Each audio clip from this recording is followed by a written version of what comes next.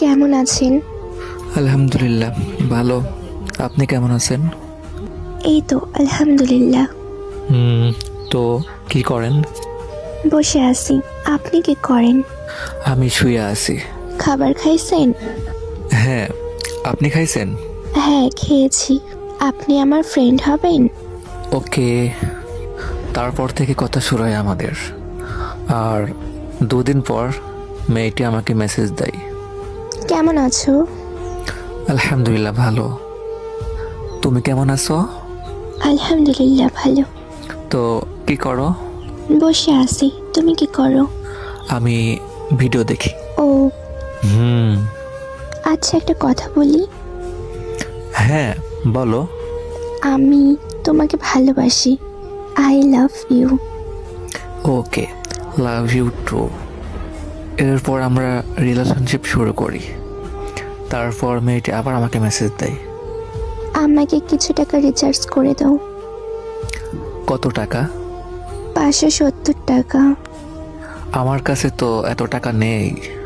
Please, আমার খুব দরকার। আচ্ছা ঠিক আছে, আমি দেখতেছি কি করা যায়। ঠিক আছে। তারপর আমি আমার এক ফ্রেন্ডের থেকে 570 টাকা ধার করে আমি ওর ফোন রিচার্জ করে দেই।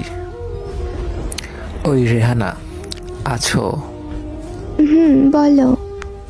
আচ্ছা, সাকিবকে? ও আমার ক্লাসমেট। তাহলে ওর সাথে তুমি পার্কে কি করো?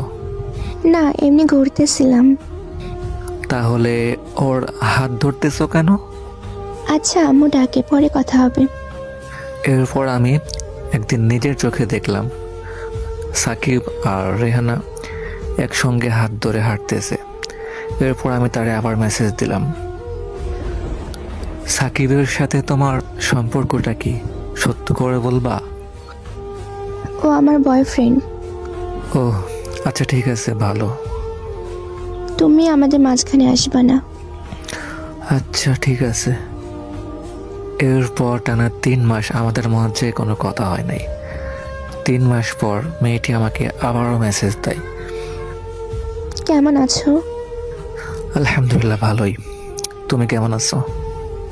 আলহামদুলিল্লাহ। সাকিব কেমন আছে? ওর কথা বলো না। কেন, কি হয়েছে? ও আমাকে